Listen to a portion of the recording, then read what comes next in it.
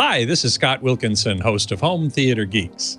In episode 318, I chat with re-recording mixer Tim Hoogenakker about his work mixing Atmos for commercial and home releases. So stay tuned. Netcasts you love. From people you trust. This is Twit. Bandwidth for Home Theater Geeks is provided by CacheFly at CACHEFLY.com. This is Home Theater Geeks with Scott Wilkinson, recorded August 25th, 2016. Episode 318, Mixing Atmos. This episode of Home Theater Geeks is brought to you by Epson's new EcoTank printers. With Epson's line of SuperTank all-in-one printers, you can print thousands of documents without running out of ink. EcoTank is loaded and ready to print when you are. Visit epson.com/ecotank to find out more.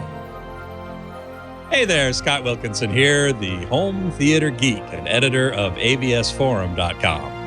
This week's guest geek is Tim Hoogenakker. I got it right. Yay! Yes. He's a re-recording mixer at Formosa Sound Group, and we're going to be talking all about movie sound. Hey, Tim, welcome to the show. Hi, thank you very much for having me. Thank you for helping me pronounce your name correctly. You got it. I've never done that before. Yeah, really, I'm sure not. Yeah. Yep. Hey, those who are watching live at live.twit.tv can join the chat room there, or at irc.twit.tv, and you can post questions for Tim as we go, and I'll pass along as many as I can. It always helps to put my screen name in the message. My screen name is my name, Scott Wilkinson, no dashes or dots or anything like that. That lets it show up in a different color on my screen, and I can see it more easily. So tell us about where you fit your job as a re-recording mixer. Where does that fit in the production and post-production schedule of a movie or a TV show? Well, I actually wear it's funny, I actually wear a lot of hats. I'm a little different from most other re-recording mixers in that I do theatrical feature mixing, but then I also do mixing for Blu-ray and DVD for home video, as well as, of course, broadcast mixing and music mixing. And so I wear a lot of different types of hats and a lot of different things that I do. So I like to be able to switch around, be a Swiss Army knife, if you will. Well, it certainly makes life a little more interesting than doing the same thing all the time, right? Yeah, and then it helps me understand more on the other processes too, especially on the home theater side of things. So if I'm mixing a film theatrically for cinema, then I understand more where things are coming from that end of things, and so I can understand why certain procedures are done the way they are by the time we get to the home theater end of things. That helps. So it just helps to be, diverse. Yeah, exactly. Familiar with the whole range of elements of the process. Exactly. Well, but you are in the sound post-production end of things, right? So yes. Say as a re-recording mixer, which is certainly one of the hats you wear, what's involved in that job? Well, now, granted, a re-recording mixer is kind of a general term, and I'm a re-recording mixer in a lot of realms. So for, in the home theater version, so the home theater leg of my job, it is basically taking the final sound and remixing or mixing for, whether it be Blu-ray or broadcast or whatever format it may be for the home. And so that depends on, and it goes from when I get the, sometimes thought of as kind of like a post-production in a sense, if it's for Blu-ray or DVD. So imagine a film that's already been, now again, I sometimes do the first run mixes theatrically, but then also if a film has already been done previously and already been released, and then the audio will be handed to me afterwards to do the Blu-ray mix, maybe to Atmos or whatever it may be. And if that makes sense. Yeah. Sure. But I guess what you're getting, so what are the files? What are the elements that you receive from someone else that you then work with? See, it depends on the project. If if it's an Atmos mix, usually it'll be in form of Pro Tools sessions. And usually those Pro Tools sessions will have WAV files. And usually those WAV files will be in the form of various stems, like dialogue, music, Foley, backgrounds, sound effects, various ambiances, extra sound effects. Depends on the title, depends on the studio. And that's for that end of things. If it's for a feature mix, a theatrical mix, then I'm getting all the original Pro Tools editorial from sound supervisors and editors. And now if it's a restoration, since I do restorations as well, that's a different animal. That's a lot of times digitizing the picture or digitizing the audio sometimes from 35 millimeter mag, various other sources. That's a whole other. Well, we're going to talk about that later in the show. There, yeah. Yeah, for sure. Yeah. For sure. That's an important thing, actually, that I want to talk with you about. But let's take a look at the studio that you work in. This is Studio A. We have a couple of photos from Studio A, which, as you said recently, is where you now live. Yeah, so this is Studio A. So of course I work for Formosa Group, and the building that I'm in is Formosa Santa Monica, and this is Studio A. Formosa Group is actually, it's pretty cool. They let me have a room where I could be a Swiss Army knife in. And so this room is just on the tipping scale where it's big enough to I can get away with doing a theatrical mix, but small enough so that it's appropriate to do a home theater mix. And and I have different ways of monitoring in this room. So for example, I have monitors behind the screen, theatrical monitors behind the screen. They're Myers, as well as I also have near field, left, center, right in the front, and near field mixing capabilities as well. So I have smaller near field monitors, and as well as different. I think we have a picture of your near field fronts. Yes, it's called speakers, actually. Yeah. So those are my near fields. That's those are Atom S3As, and that's a Genelex subwoofer there. And then behind the screen, of course, I have Myers, as well as I have 4 18-inch subs behind the screen. And the cool thing about this room is that even with the screen, even with the monitors behind the screen, for example, it's not just a plug-in monitors, plug and play, and you're ready to go. It's, I have a very elaborate monitoring controller where I can monitor as a theatrical mix, or as well as it can emulate the EQ curve of a home theater, as well as it can be from considering the distance, and then including that also having the near field. So I have a lot of different ways of monitoring. And of course I have, Dolby Atmos, as you probably saw in the picture. You saw the speakers up above. Yeah, let's take another look at one of those big room shots, and we'll see them. Yeah, so that's kind of the front of the room. The other one shows kind of more of the speakers in the back. That one you can see. So really, so for Atmos, for example, it's set up default as a 7.1.4. So 7.1 with 4 uppers. Basically what you would get in the standard home theater Atmos environment at this point. And yet I see a lot more surround speakers than what you would normally find in a. That's more like a commercial cinema.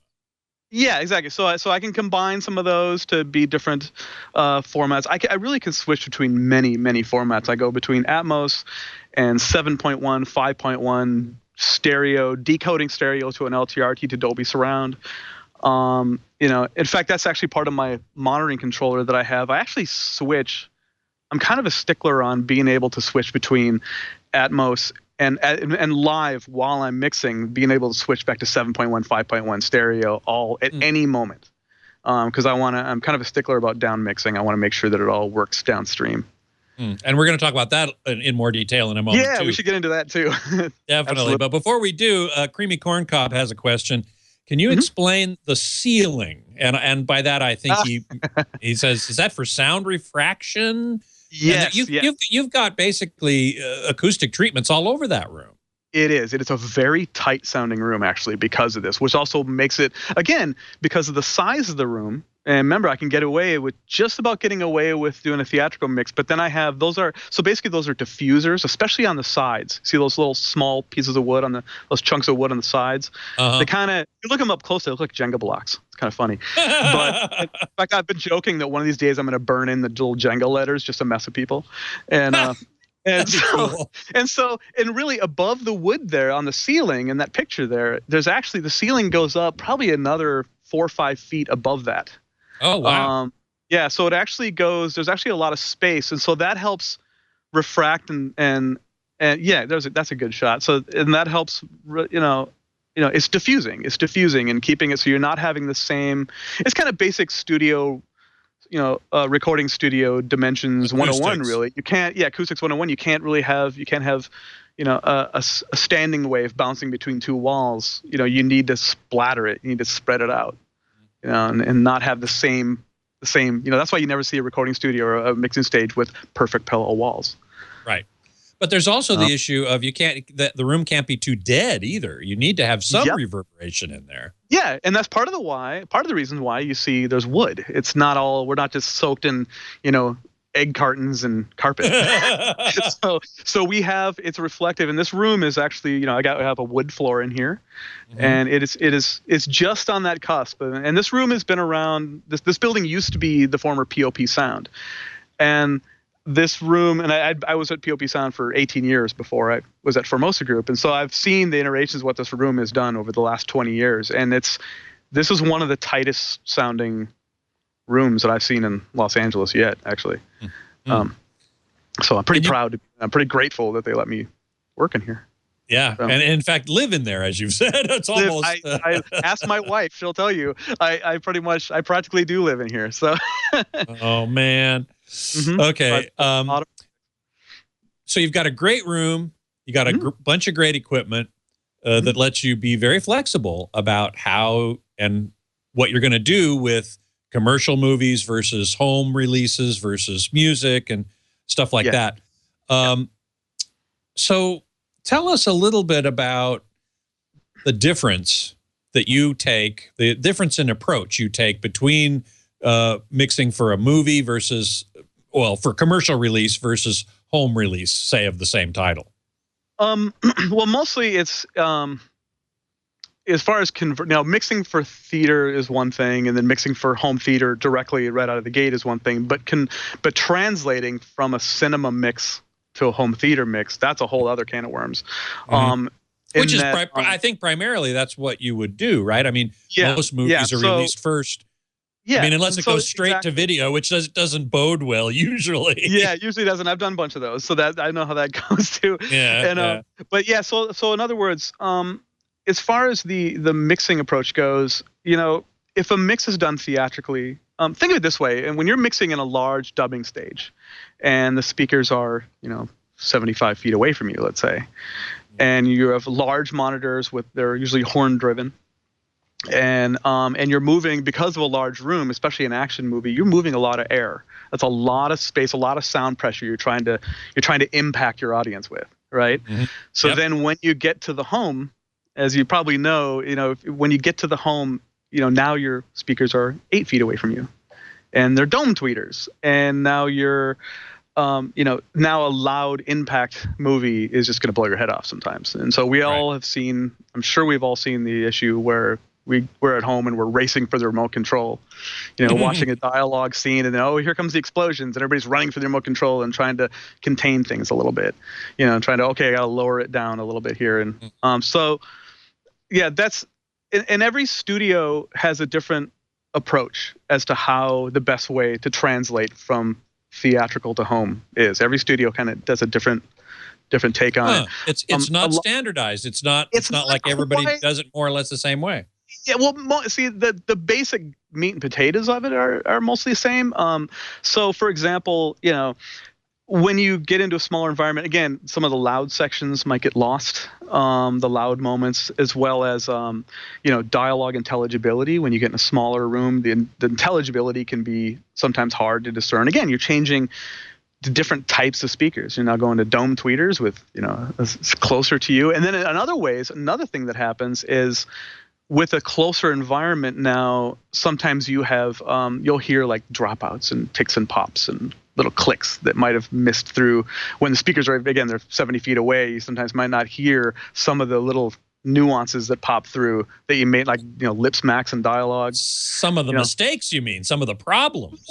Yeah, and granted, to be fair, I mean, it's getting better now where, a lot of the editors before the theatrical portion are taking care of a lot of that. But especially when I restore an older film where maybe it was done maybe even before Pro Tools and they weren't able to get into those fine little moments and clean up little clicks and pops, or if something wasn't transferred correctly and there might have been little digital ticks, let's say, that kind of thing. So it's kind of a mastering cleanup on that kind of end of things too. And I guess that's more on the restoration side of things. But yeah, so there's different ways. And again, and also converting, going from, a 5.1, especially an Atmos mix, and being translated down to a home Atmos mix. Sometimes that, if for example you have the speakers above you in a theater mix, obviously they're much farther away. And while yes, Dolby Atmos is very pinpointed, you can definitely get very pinpointed effects in a theater. But imagine now when you get to the home, sometimes now it's just blasting at you. So sometimes things will be, right here, but now it's just too much. So it's a translation thing. And so that's where we also work very carefully with the director or if the director's not available, the sound supervisors or sometimes the original mixers. We try to work with them to understand, well, what would be, what's the, hopefully I'm not jumping ahead here especially on the restoration side of things, but you have to work with them to find out what their intentions were, because sometimes an intention on a film, maybe they wanted something to be a little quieter, and you have to be careful with that. You have to be careful of keeping the original integrity of the film. Well, that was one question I had was, who do you have sitting there with you? I mean, the director maybe, or the sound editor, somebody who knows what the intention is supposed to be. Yeah, again, it depends on the show, depends on the film, it depends on the studio. Really depends on the studio, actually, even more so. Sometimes I've had films where I have, a couple movies where I have the sound supervisor sitting with me. A lot of times I'll discuss with them ahead of time, and then I'll do a mix, and then they come in for a playback and, basically sign off and make sure, that was the integrity. Sometimes I'll have questions for them and say, is this what we meant to do here? Is this what the director wanted? And sometimes if the director's in, great, that works even better. Because then sometimes, especially on a film where we've done a restoration, and the director's available. Sometimes years later, the director will come in and go, you know what? I never liked that music cue, and I never liked what's happened. And they'll say, you know what? Let's change this up a little bit. Let's change. I've always, in fact, there was one film I did where, the director, the movie was like 10 years old, and the director said, well, I want to change the format of this one scene. So it used to be kind of effects driven and music was down a little bit. Now let's exchange it a little bit. Let's take this scene and now make it more music driven and bring the effects down and keep it more about the music. And so that happens, especially not to diverge too much here, but also going into if you're doing an extended version or director's cut of a film. Oh yeah, sure. Done some of those too, where that whole dynamic changes pretty drastically right there. Because then again, not only is the film cut different, but even if you have some of the same scenes, remember you have to make, if it's an extended cut, you now have new scenes. So now you have either different or changed music cues to help carry it along, and that changes the integrity of the effects and changes the integrity of the dialogue and everything else with it. So it has to, there's a lot of, finessing going on that. Yeah. Emily Lestrange is asking about how much input the director or other people have, and who has the ultimate authority over what the final result's going to be.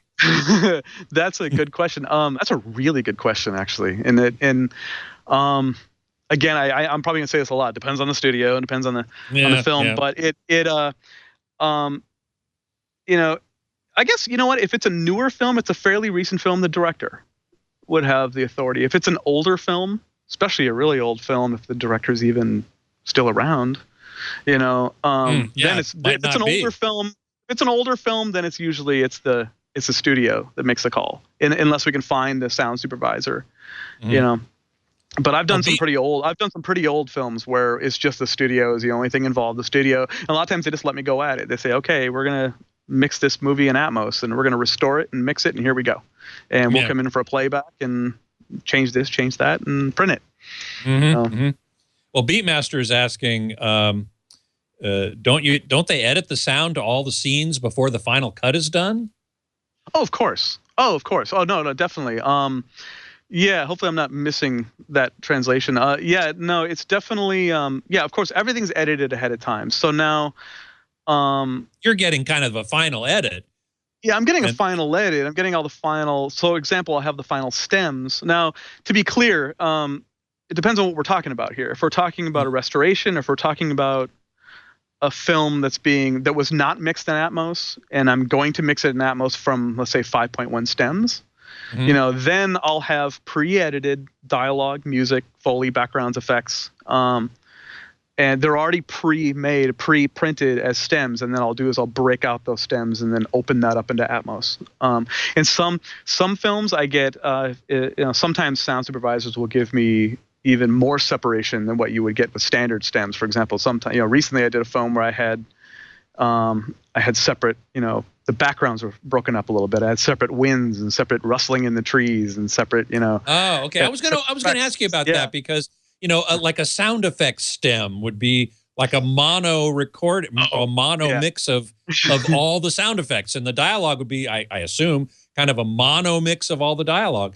And then you have to spread that out somehow. Yeah, see, that's the thing. And now if it's a newer title, I usually have a way more separation, and it's a lot, and it's more appropriate separation when I get to a newer title. It's a lot easier to do that. If I'm taking an older film and I'm doing a restoration, especially to Atmos, then it's a very fine line as to, a lot. Yeah, because I've done films where it's mono elements, maybe mono effects, mono dialogue, and stereo music, and that's, how far do you go with that? And in fact, what's funny, that's actually the hardest part about my job. All this gear and everything I have here, everything, I get hundreds of tracks, thousands of tracks of whatever, and everything, and all these plugins. But by far the hardest thing is making that balance of what's appropriate and what's, gone too far. Sometimes, I have a lot of power in here to go too far. and some people have, and it's really, some people have gone very far. And, I got stories about that, but, but sometimes, you take a film and that's why I always have to try to remember the original intention of the film. And again, that's why talking to the studio, finding out, another way to look at it is, if a film is being done in Atmos and it was if I'm doing mixing in Atmos and a film was originally done in 5.1, for example, sometimes I have to talk to the original crew and ask them, so if you had Dolby Atmos at that moment, how might you have done this? That helps because then it kind of puts them in their mode and goes, oh yeah, I guess we would have done this. We would have panned this over and had this jet fly by and open up the backgrounds or whatever, and open up the music more.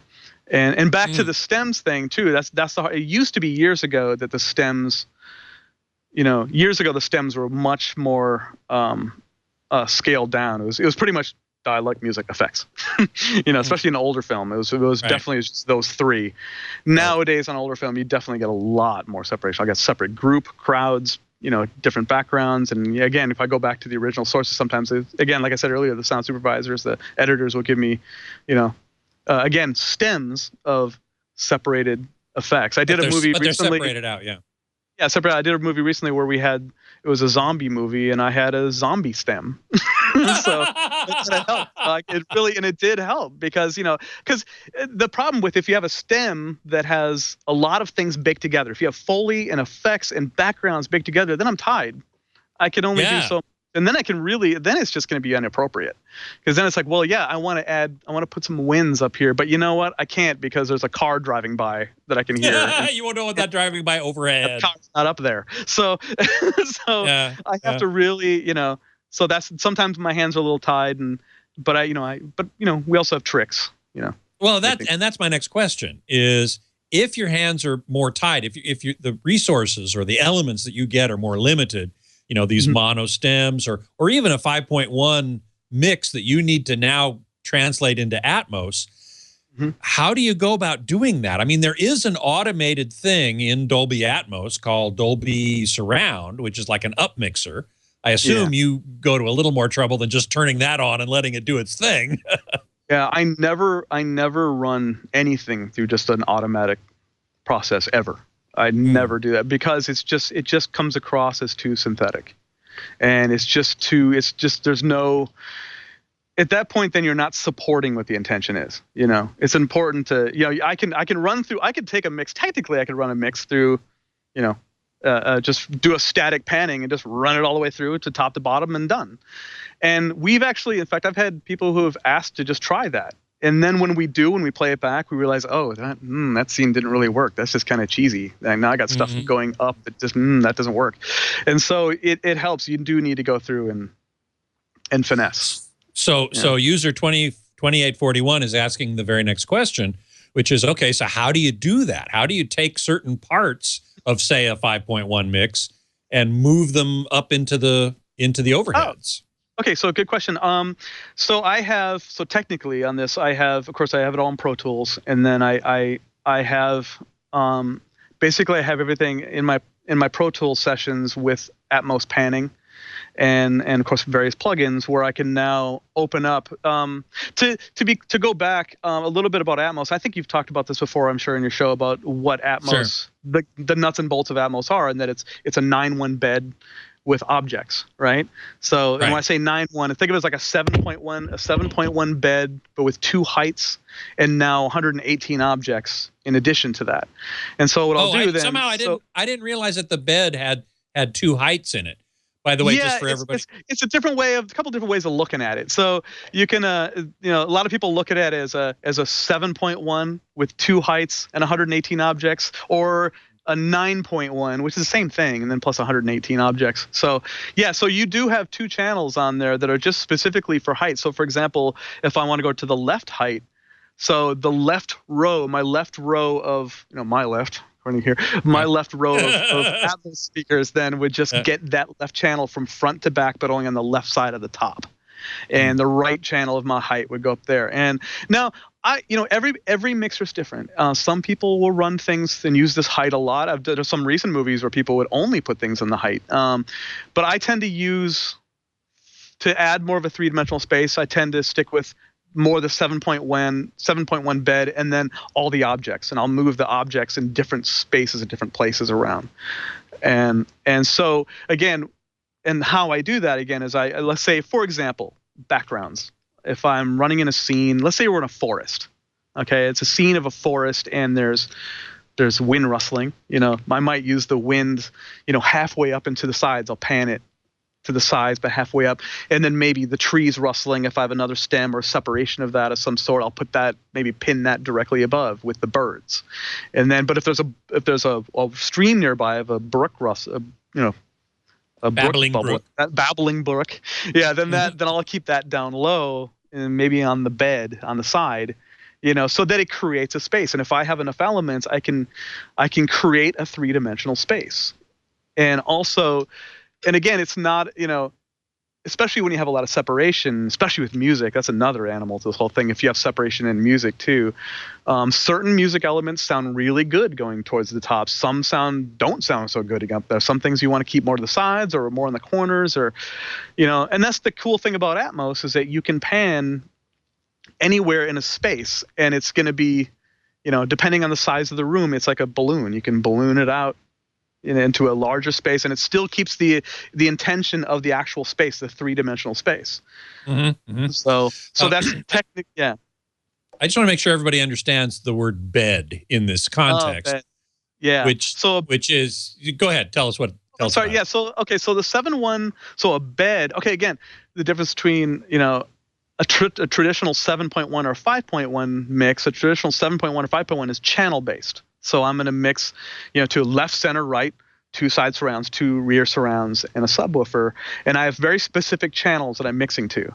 And the bed of an Atmos mix is exactly that. It is the 7.1 bed. And it's more of I think of it more of kind of more lateral, because it's more on the, you know, your even plane, if you will. Right.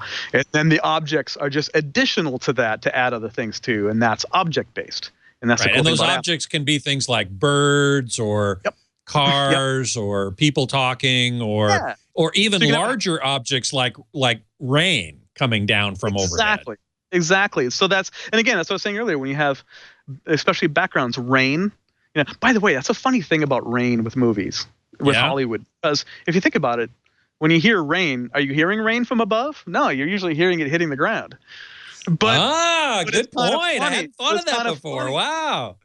But I'll also know that it's funny. I really have a good time with this because I talk to the studios, I talk to producers. I'm like, so do we go Hollywood with it, or do we go realistic? Like, which way do we go here? Or do we go reality? Do we go reality or Hollywood? And most of the time we go Hollywood with it, because it's become this accepted thing. We think of rain as up, and so that's what we do. Yeah. Well, I've heard that a number of times, and I always thought that was great, and I never thought it never occurred to me. Oh, wait a second. We only really hear rain. I mean, if we're indoors, we hear it on the ceiling, and then it's overhead. So that's easy. Yes, exactly. Yep. On the roof, But if you're outdoors, though, you don't hear it until it actually hits the ground. Yeah, it's splattering off the sidewalk. Right. So right. And there's all these different elements of a STEM. If you think about, obviously, dialogue, for the most part, dialogue I will keep in a bed, anchored where it originally was. Dialogue is always king. Sure. Same with Foley. I've very rarely will move Foley up into any other channels. And just to be clear, sometimes when I'm saying up, I don't always mean directly up. I mean, sometimes things are being, even in objects, are being panned even a little bit up to the sides or a little bit in the back up. I mean, there's again, it's a giant space that you can fill. So, yeah.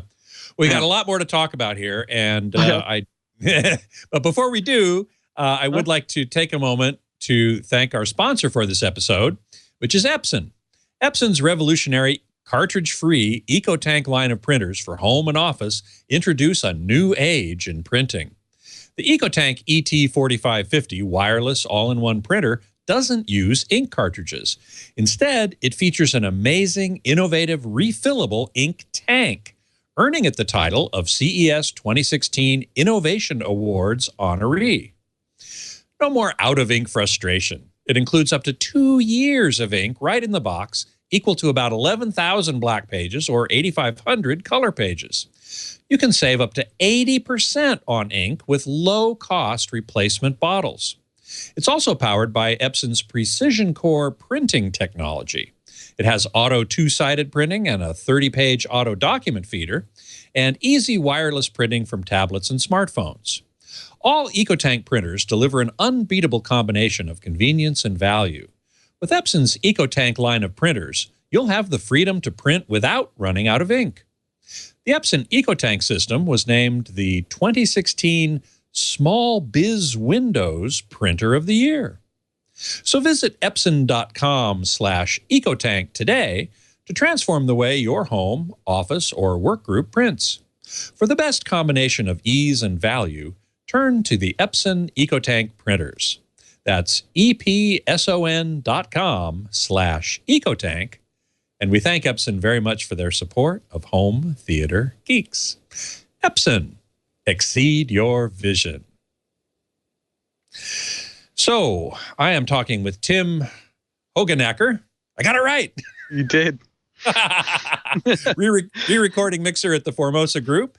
We're talking about mixing for movies in Atmos, and one of the things that I definitely wanted to ask you about is you were kind enough to make a couple of little small videos that I would love to see that that illustrate the whole process of mixing in Atmos. The first one I've forgotten the name now. It's the ones. There might be one about objects. Objects, that's the one. Yeah, it might be exactly. a quick time about objects. Let's start that's that a fun one. Mm-hmm. Yeah. So if we can take a look at that, you can tell us what we're looking at. Okay, so this is the Atmos panner, and that room. See that with all the bouncing balls. That's a description. But basically, it's a layout of a room, and you see I'm moving it around there to kind of see the three-dimensional space. Right. Now, this is a film that actually finished 2 days ago, and this particular film, that's a scene where it's a the reason a whole lot of stuff moving around like that is it's a drug hallucination scene. so there's lots all of these stuff elements flying around. Yeah. So what you're seeing flying around there literally is you're seeing sound design, like whooshes and sound design, like sound designs of deep droney whooshes moving around you, as well as ambiances of wind, and and also some of the voices. There's other voices that are going around because it's a scene of a guy going through going through a induced hallucination. Yeah. So you can see that it's a really good description because it shows you just where everything is placed, and it's not exactly a representation of my room, but it gives you kind of the idea. The lower balls on the bottom there, it doesn't mean that's on the floor. That means it's kind of ear level. And then the other, is that the bed? That's well, the bed you don't see where the tennis balls are. Those are all objects only. Now, the meters above, the dancing meters you're seeing, that's a combination of the bed and objects. So you're not seeing an actual bed meter per se on this display, but at least you get kind of the idea. That's just the objects alone.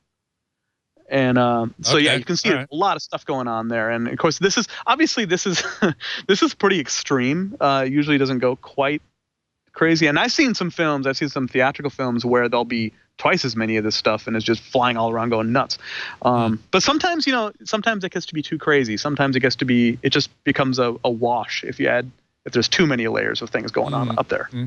I just saw, speaking of effective use of Atmos, I just saw the movie Kubo and the Two Strings from Leica Studios up in Portland.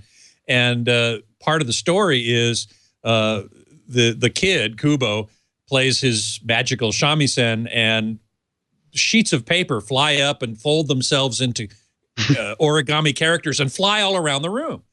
And I just thought that was a beautiful use of Atmos. Yeah. Oh, yeah. There's very effective ways of doing it. We're still in a little bit of the Wild West in that, the Atmos technology, the immersive sound technology in general is still a little fresh. It's only been going on for a few years now. So we're all still learning. And, and so we learn what's too much and what's appropriate. I've heard some films that are, I didn't mix it, but there's the film Ender's Game. I heard that's actually an excellent immersive mix. The Atmos version, I heard of that, is really, really, it's not a whole lot of stuff going on, but it's just enough. It's just fine-tuned perfectly. And I've found that to be true, that any new format that comes along, even high dynamic range in the visual sense, is so new, and people are kind of experimenting with it.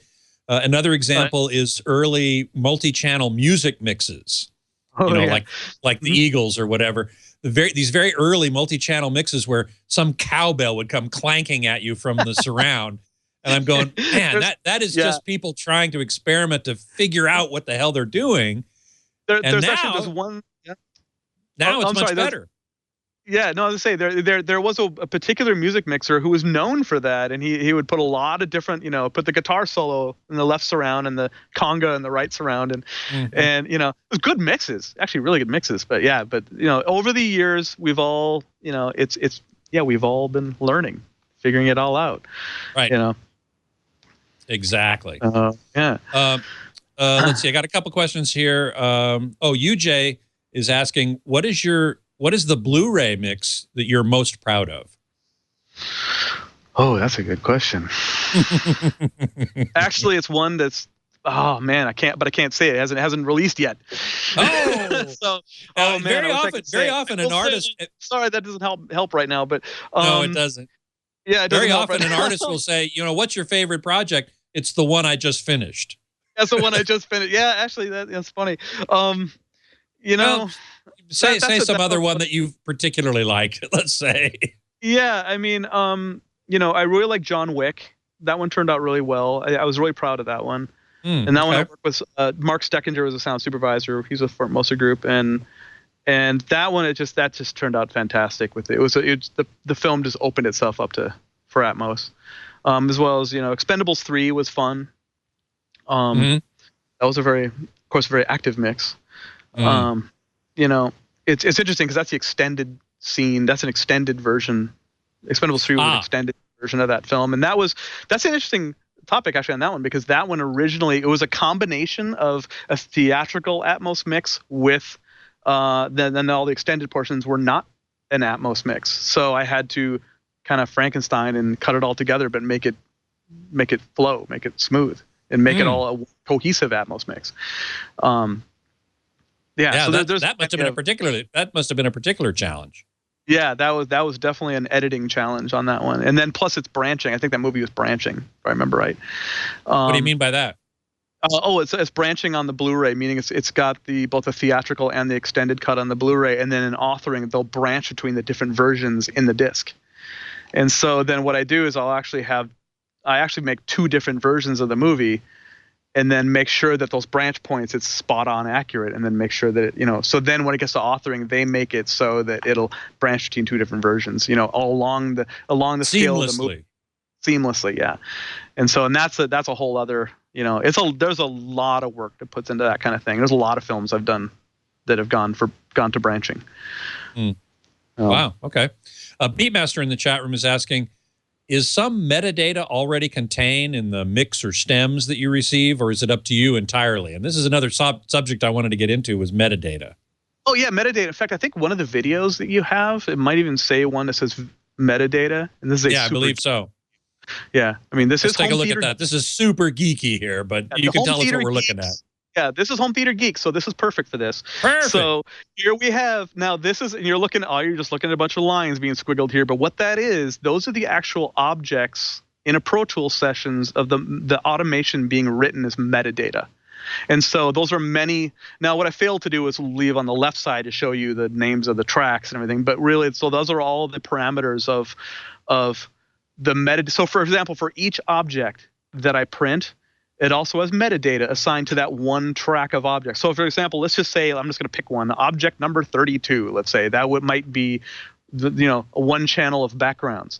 And what might happen is I might have that one channel, it's printed as one track, but then the metadata tells it, okay, I want at this point, at this time code, go up and then go back, go to the side, go down below, pan anywhere you want in this 3-dimensional space. So think of it as an XYZ vector curve. Kind of, it's like X, Y is in front and back, and then Z goes up. And so that's a combination of each track. You're seeing a bunch of tracks there, but I think in each one of those tracks, you're seeing X, Y, and Z. So you're seeing up. And again, this is a scene. You're seeing a lot of wiggles here. And what that is, that's that scene again I was showing you earlier with the objects where it was the hallucination scene. So that's why you're seeing a whole lot of movement. I chose that for that reason. It's a little ridiculous, but this is not typical, shall we say, but more on the extreme end of things. Yeah. So in that first clip, you saw all those tennis balls roaming around. This metadata that we were just looking at a second ago is telling those objects how to move in that 3D space, right? Exactly. So that metadata is now telling all those tennis balls now where to go. And you'll notice some of them in the objects video, the tennis balls. You'll notice some of them are sitting there static. Some of them just aren't moving. Like some of them on the bottom there and on the sides. And that might be, for example, backgrounds that I decided to put in objects so that I could move them if I wanted to, but I'll keep them placed in a static space. And then, that might be music. A lot of times music, you don't want to really have music swirling around because that just kind of gets silly. But with music, you can create a space. You can move it. In fact, some of those you'll see are panned upwards, but not really moving. And that might be music actually right there because, again, you don't want to have those sliding all over the place. You want, music elements. I might have a choir pinned towards the top, but then cellos over on the side and strings panned towards the back, depending on the separation, depending on what I have. Yeah. That was another question I wanted to ask you. I have noticed more recently than less than in earlier examples, but in the Atmos soundtracks I've heard recently, very often the music does come way out into the room, an effect that I really like. And it's something, did people do that with 5.1 or not as much? They did. If people do it 5.1 but now Atmos, it does, in fact, even more so because you're bringing it out. And it's a good thing, but also a bad thing at the same time because, again, when you open things up and you go wider and towards the back, now sometimes you might lose the intelligibility of the dialogue. And it might, now if you're pulling things off to the sides, a couple things happen. It might lose the intelligibility, but now sometimes the dialogue is now sitting up on that front channel speaker, sitting out there naked, for lack of a better term. So then and that might be a problem in itself. I would think that would help. Yeah, because sometimes in a mix, and again, this is why it's good that I do theatrical mixing once in a while, because I know why. When I'm doing a feature mix, I know why. Like, okay, we're hiding, we're doing Foley and backgrounds and dialogue and production effects up at the center channel to kind of help hide some of the bad edits, and or hide if there's a funny edit. I mean, seriously, this happens. Right. And a lot of mixers might not talk about that, but it's true, and that happens. And so sometimes you have to be careful with that. And that's another reason I have to be careful with that and respect what the original mixer was doing too, knowing, oh, you know what, I'm leaving their stuff out in the open like that. I got to be careful. Okay. So in other words, placing all these things, music, dialogue, Foley, sound effects, whatever, is a pretty careful process that you have to keep everything else in mind at the same time. Yeah. Another thing about that. Yeah, exactly. That we have to be very careful. And the other thing I have to really think about, and this also again depends on the studio, depends on for example, I worked on, there's a TV show that I was working on in Atmos where, we mix it in Atmos, but we're also making sure that the down mix from Atmos. So you have the original 5.1 mix, right, that went out on broadcast or on theaters. And then you'll have, now if I do an Atmos mix, I want to see how that Atmos mix now pulls down to a 5.1 down mix or 7.1. And I need to make sure that those now are at least translating similar. They have to translate as close as possible. Depending on the studio, some are way more sticklers than others. And again, it's all about, because obviously a lot of people don't have Atmos yet. And so if I put in an Atmos disc, a lot of people are going to be hearing it in 5.1 or 7.1 or whatever it may be. So I need to know that Atmos mix has to fall down into place, into 7.1 and 5.1, and even down all the way down to stereo. And that's something I learned kind of growing up in this side of the business for home theater, is that I've always been a stickler about making sure that it works going downstream. I can make it cool in Atmos, but it's got to work following all the way downstream and matching what the original integrity was. Now, does that mean, I was under the impression that most discs, say for home distribution, would have an Atmos mix and maybe a 5.1 mix, maybe a 2-channel mix. But are you saying that it's not, that there's just an Atmos mix and you're relying on the processor in the receiver or whatever in the home to down mix it, down convert it if necessary? Yeah, well, that's the same phrase. It depends on the studio, but some studios do that.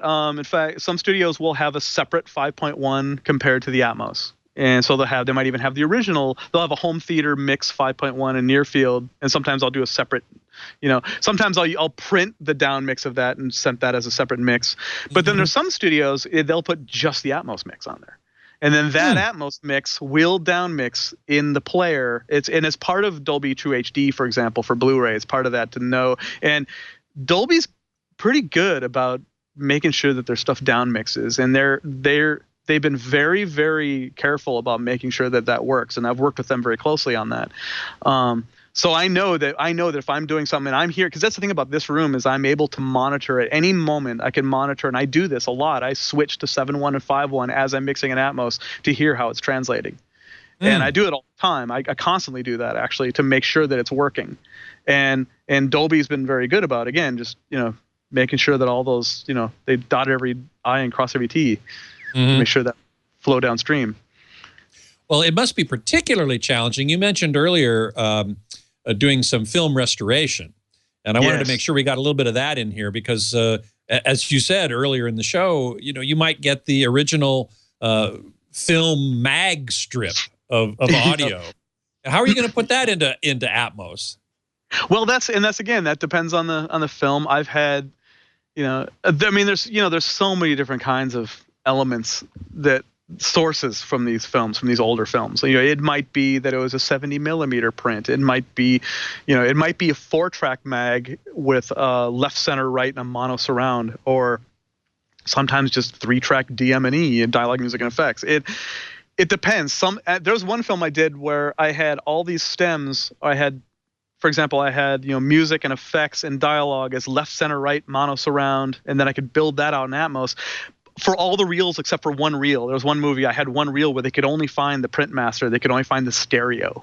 So so I had to make that work, and that stuff happens, especially a really old film. You have to try to make that work. And so anyway, again, back to that, if I have the stems, then that's that interleaves with some of my what I previously used to do was doing a lot of mixes for 5.1 and 7.1 from an older film, but now going in Atmos, you're just going that much further.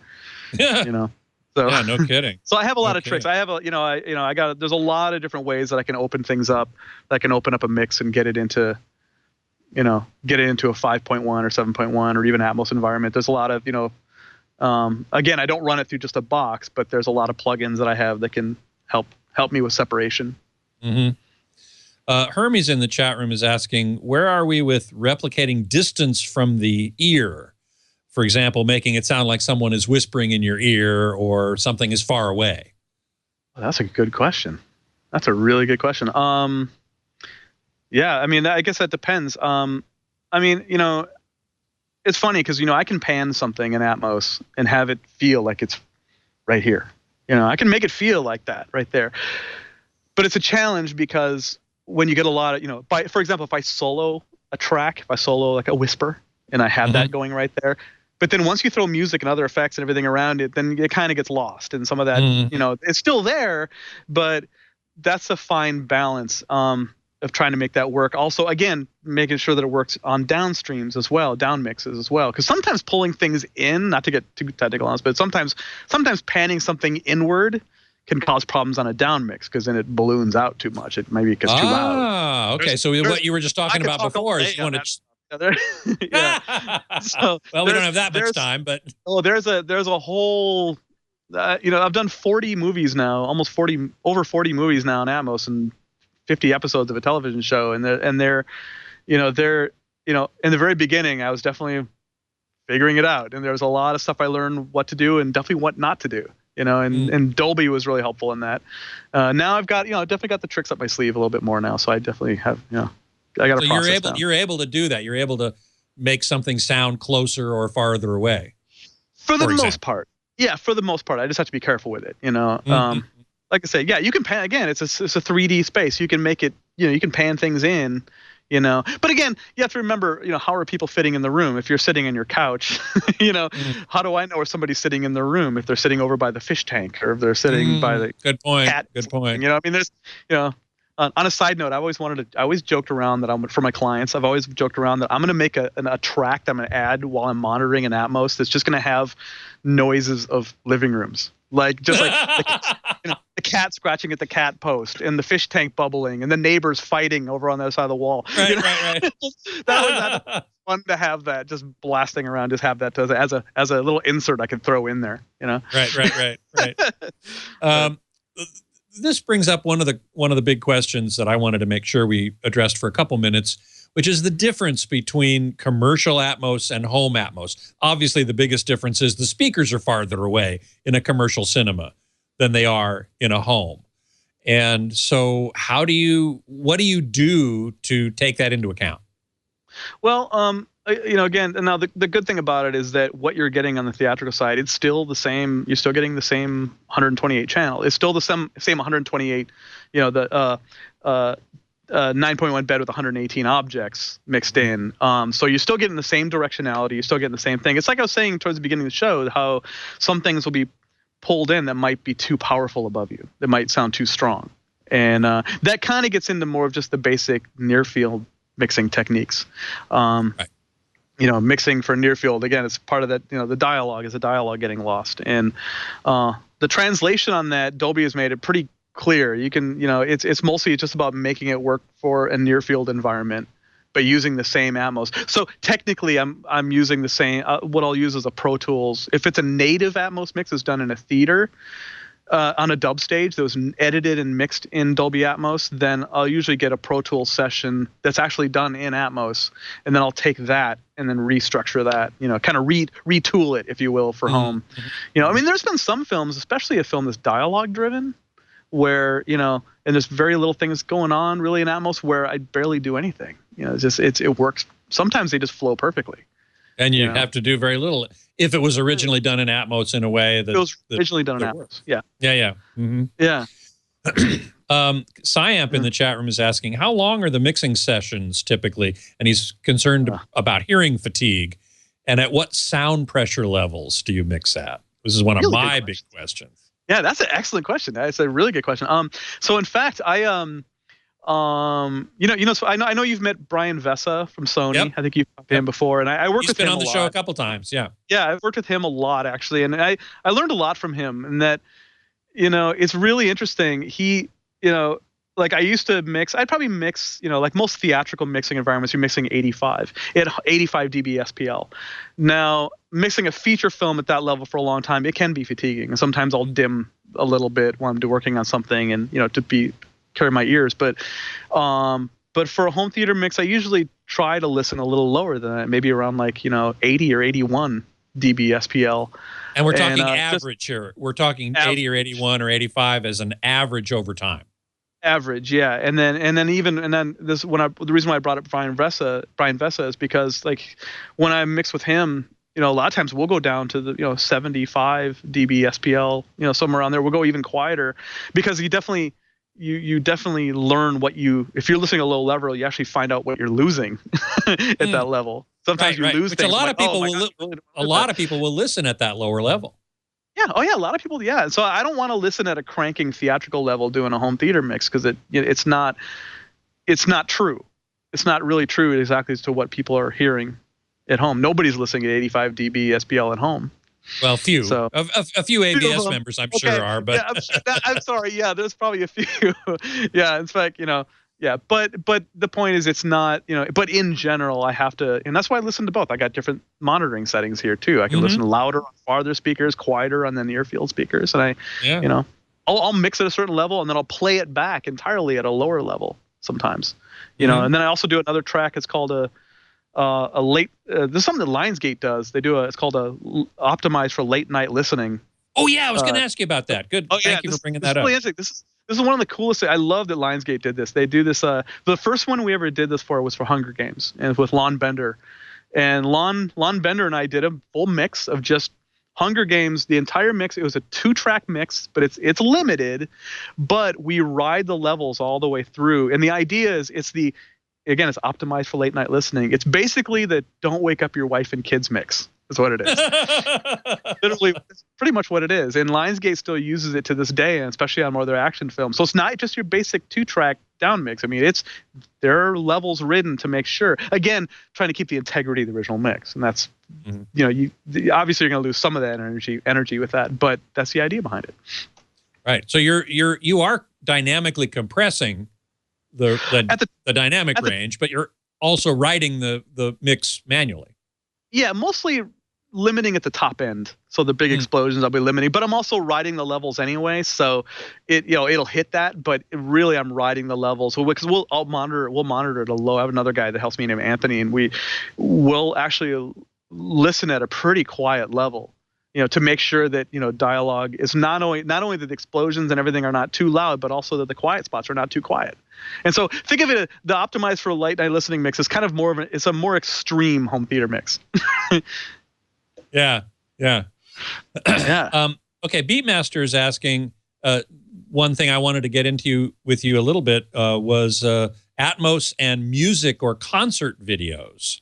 Yes. Are there artists who are really interested in this? So in fact, actually, so I do a lot of music projects. It's a ton of music projects. And one of them that's come to mind, actually one of them I can definitely talk about is Eric Clapton Crossroads Guitar Festival. They've done many iterations of this over the years, and the last one was 2013, and it was recorded at Madison Square Garden.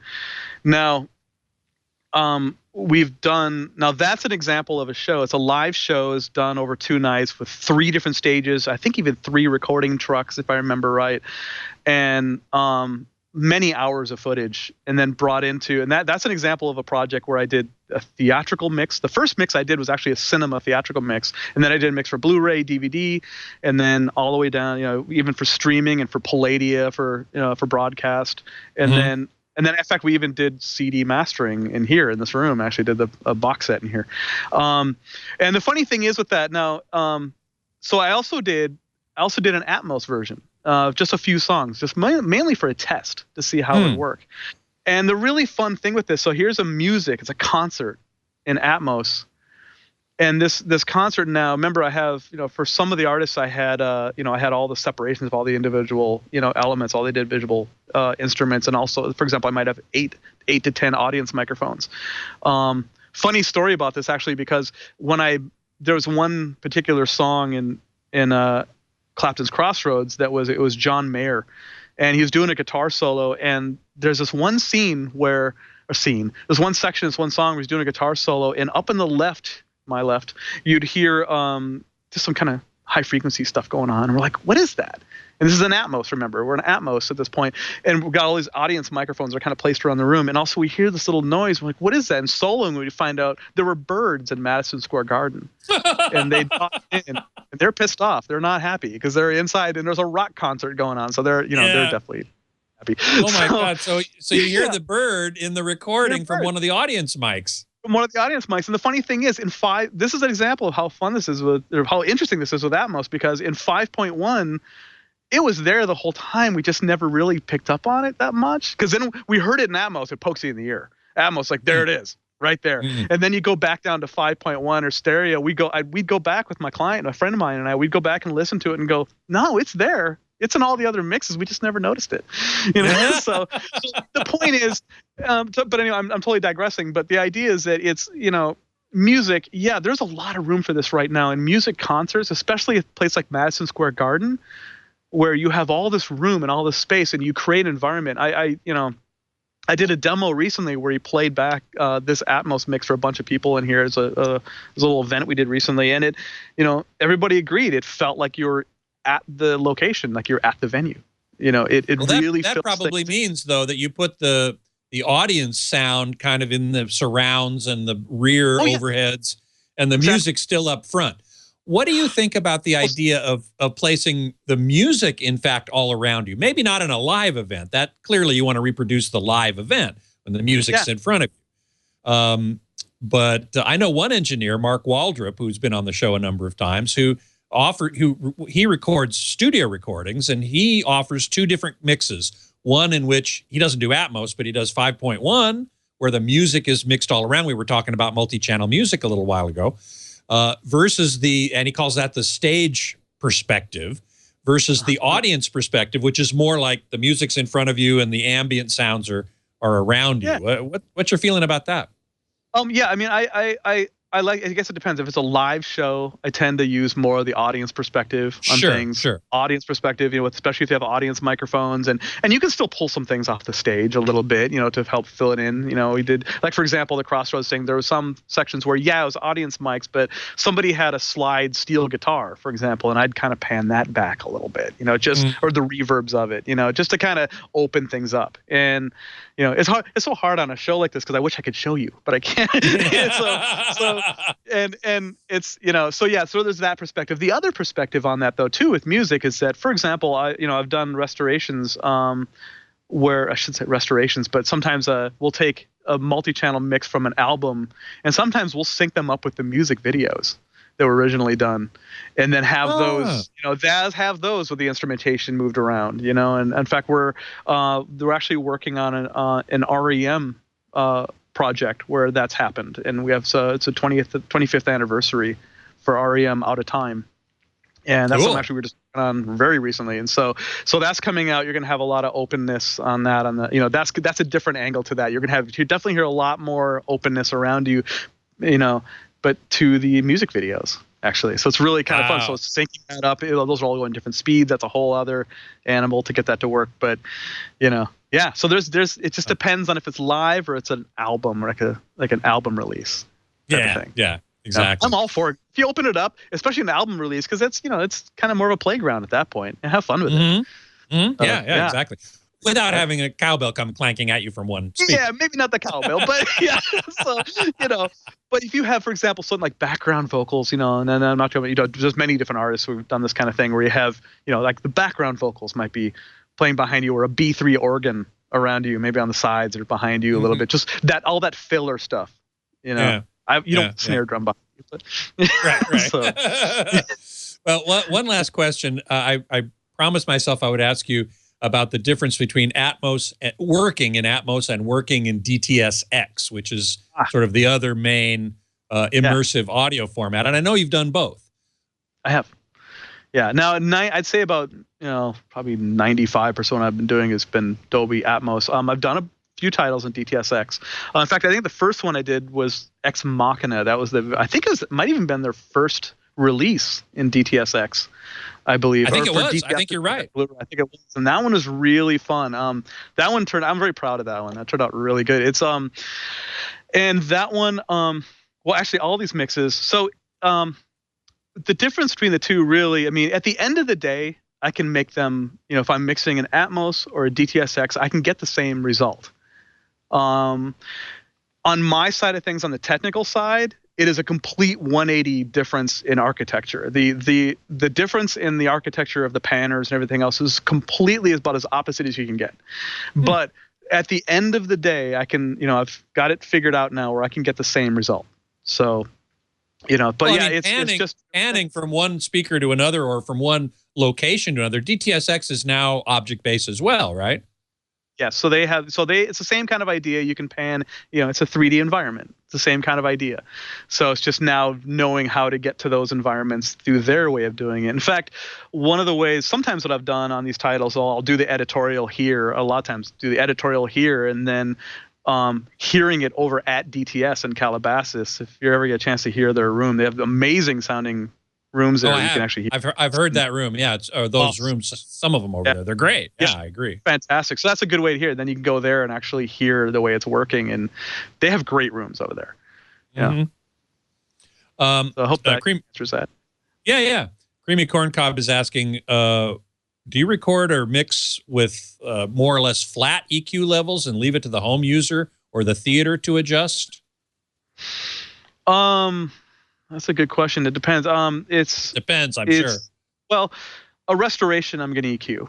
A restoration, if it's the older elements, I'm definitely going to EQ them like crazy. A newer film, it depends on what's going on. If it builds up, if it's a newer film and we're going in Atmos, and for example, if the low frequencies build up too much, especially when comparing to from the theatrical to home, and I'm realizing the theatrical, the low end wasn't building up so much, so I'm going to roll some of that off so that it works in the home. Because remember, we're dealing with bass management now. We're basing with all these different kinds of elements now. It's not just full range speakers all around you, 80 feet away from you.